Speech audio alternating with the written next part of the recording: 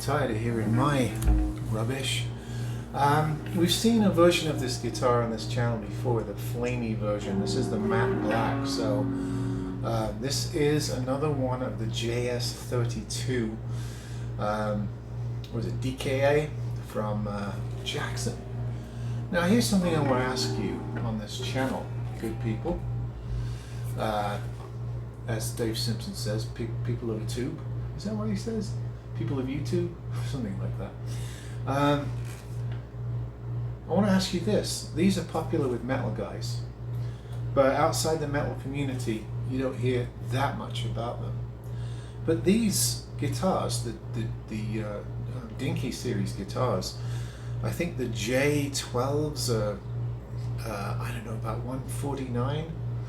The J22s are 199, and these are, I don't know, 329 for the J32. So they're all under 350, 375, and sometimes you can get them cheaper on sale on Amazon because the prices fluctuate, and you find used ones of these. So they're right around the same price as a lot of these budget guitars, like and Firefly. So why aren't these more popular? Is it because they're associated with heavy metal and people who don't play metal stay away from them? Because, you know, in the budget realms, we should be hearing a lot more about these cheap Jackson, these budget Jackson guitars, because they're quite good. So you get a maple board with a rosewood fretboard, this sort of angled back hockey stick, headstock here, locking nut, with a really nice Floyd Rose. I didn't plug it in for this video, but it's got a nice Floyd Rose, licensed by, I think, tremolo on it, and it's one of the floating ones with the trough in there, so you can go both ways. Dive bomb this thing. Simple double humbucker. The Jackson humbuckers are pretty good, I think. Three-way switch, tone and volume, and this sort of matte black finish, classic matte black finish on this guitar. Of course, you've got the shark tooth inlays as well, which is classic Jackson. Now, I grew up in the 80s. That was when I played in bands, and those were my formative years in music. And of course, there were lots of Jacksons floating around in those 80s bands, ubiquitous with heavy metal, but occasionally you'd see them in other kinds of music as well. And I'm wondering if they've made the transition into the mainstream, because this is a great guitar for the money. If you pick one of these up around 300 or even 250, I don't know. I think it's a pretty good deal. Now, what I really like about this guitar is when I got it, I barely had to do anything to it. So the QC, from what I can tell from the 1 or 2, 3 Jacksons that I've had in the last couple of years, the QC is a little ahead of some of these budget companies, some of these lesser known brands. There's very little fret end stuff to do. The action is deliciously low. It's set up for shredding for sure. And it looks like there's been some care in the fretwork, and also in the the tune-up of the guitar. Even the way the tremolo is set, it's set pretty well. I can level it a little bit. I can tighten it a little bit maybe and get it absolutely flush, but it's pretty close, and the intonation on this thing is really good as well. And you know, just as I said with the, I think I had a Dinky Minion, remember the pink guitar? I had one of these in the flame finish, and this flat black one, and all three of them have been really well set up out the box. They seem to have been, you know, there's been attention paid before they leave the factory or distributor, and I don't have to do too much work on them. And you know, they got some bite to the pickups, so maybe they're not quite as cheap as some of the other budget pickups. So why aren't Jackson more popular outside the metal community?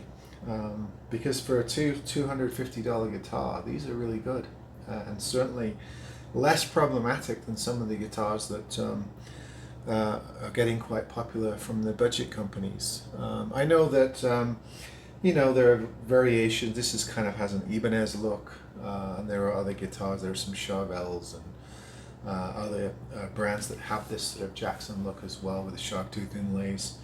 And I think Harley Benton does a couple of these style of guitars as well. I think I've had one. I forget what series it was, but it was a pretty good guitar. So I mean, they're not alone. There are some alternatives for this style, but you know, I just think they should get a little bit more acclaim for this price range. This is a pretty well made guitar. I could gig this. The setup is really, really good. The pickups sound good. I haven't cranked them at full volume, but they sound pretty good for how I have tested them. And it has a really nice playing neck. Really nice playing neck. It is a bolt-on guitar. There's the back, all black hardware, which I like, black on black. Yeah, I'd love to see one of these with a maple neck. I'm sure there is one. But anyway, I just thought to throw it on the channel because once I put this up for sale, somebody will grab it. These are always pretty popular guitars. So if you're somebody who in the market for, you know, a sub $300 guitar, and you know, you don't want to gamble on an unknown brand, maybe have a look at Jackson again, because you know, from what I see, their fit and finish is pretty good. Their setups and their quality control is pretty good.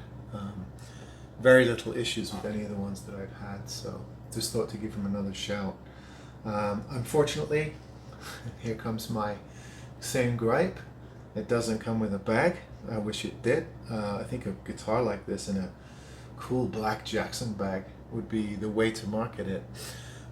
Especially with this rather precarious headstock. If it gets bashed, that headstock can go pretty quickly. So if I was selling these, if I were manufacturing these, I would design a nice deluxe gig bag with a neck cradle on it, and sell it with each guitar, even if you put the guitar up a few dollars to accommodate for that. So that's my one gripe, is it comes just in a box without any bag or protection. But other than that, it's a solid piece of gear. Fun to play. Brings out the metal in you. You know, all you aspiring. Who's the guitarist of choice at the moment? You can't really say Kirk Hammett anymore, can you? Because that's sort of passé.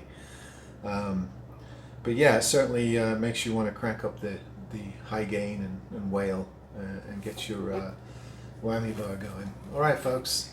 Another Jackson J32 Dinky, or DKA, I think, is the model number. Flat black, classic flat black, or matte black, I should say.